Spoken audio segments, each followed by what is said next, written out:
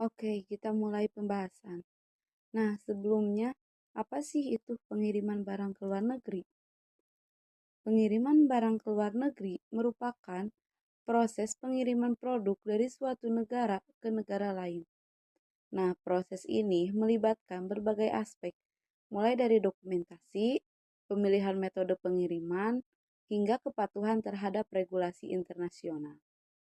Manajemen ekspor-impor mempelajari semua aspek ini untuk memastikan efisiensi dan efektivitas dalam perdagangan global.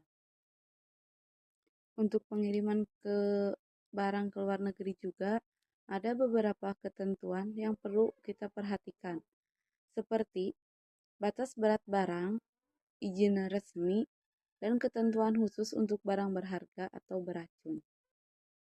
Di sini juga ada jenis-jenis dokumen untuk pengiriman barang ke luar negeri. Sales agreement atau kontrak dagang ekspor adalah dokumen penting dalam kegiatan ekspor yang dapat membantu mengatasi masalah pada saat proses ekspor. Sementara dokumen impor diperlukan saat mengimpor barang ke negara tujuan, tergantung pada negara, moda transportasi, dan jenis barang yang diimpor. Berikut adalah jenis-jenis dokumen ekspor-impor. Yang pertama ada commercial invoice. Adalah dokumen resmi yang digunakan dalam transaksi perdagangan internasional, yaitu faktur dari penjual kepada pembeli untuk pembelian barang. Nah, faktur dikeluarkan oleh penjual kepada pembeli sebagai bukti pembelian. Commercial invoice mencantumkan rincian lengkap tentang detail transaksi seperti jumlah barang, harga per unit, total harga, dan syarat pembayaran. Yang selanjutnya ada packing list. Adalah dokumen yang memberikan informasi detail tentang isi pengiriman kargo ekspor maupun impor. Manifest biasanya disiapkan oleh eksportir atau perusahaan ekspedisi dan dokumen tersebut ikut dikirim beserta kargo untuk memastikan penanganan yang tepat dari bea cukai setempat. Selanjutnya adalah Certificate of Origin. Surat keterangan asal merupakan sertifikat yang menyatakan asal barang atau komoditas dari negara yang melakukan kegiatan ekspor dan impor. Dokumen COO termasuk salah satu dokumen transportasi untuk diverifikasi oleh otoritas bea cukai setempat. Selanjutnya adalah Bill of Lading. Adalah dokumen perdagangan ekspor impor yang sah antara pengirim dan pengangkut barang komoditas. Dokumen ini menyatakan bahwa barang telah diterima dan telah dimuat dalam angkutan transportasi pengirim. Dokumen Bill of Lading berisi semua informasi yang dibutuhkan perusahaan transportasi untuk mengirimkan produk ke tujuan yang benar dan dalam kondisi optimal. Bill of Lading harus berisi tanda tangan penjual, pengirim, dan pembeli dan ditempelkan pada barang kiriman. Yang kelima ada Airway Bill adalah dokumen yang berfungsi sebagai kontrak antara maskapai penerbangan dengan pengirim yang menjabarkan ketentuan dan syarat pengiriman. Airway Bill termasuk kategori dokumen Bill of Lading. Pihak ketiga, penyedia transportasi bertanggung jawab atas dokumen tersebut, mulai dari saat menerima paket hingga pengirimannya. Yang terakhir adalah lisensi ekspor dan impor, yaitu dokumen resmi yang diperlukan oleh pemerintah suatu negara untuk mengatur dan mengendalikan kegiatan ekspor-impor. Jenis dokumen ini berfungsi untuk memberikan otoritas atau izin bagi pelaku usaha untuk melakukan transaksi perdagangan internasional dengan barang tertentu. Lisensi ekspor adalah dokumen perizinan bagi eksportir untuk kegiatan ekspor barang ke negara tujuan, sedangkan lisensi impor merupakan perizinan yang mengatur barang yang akan masuk ke suatu negara, contohnya Indonesia, dan juga berfungsi sebagai identitas yang wajib dimiliki oleh eksportir maupun importir. Selanjutnya adalah proses pengiriman. Yang pertama, penyusunan barang yang teliti. Kedua, pemilihan jasa ekspedisi yang tepat. Ketiga, penyerahan atau layanan penjemputan. Yang keempat, pengisian formulir yang lengkap. Yang kelima, pembayaran ongkos kirim yang transparan. Dan keenam adalah penyimpanan resi pengiriman.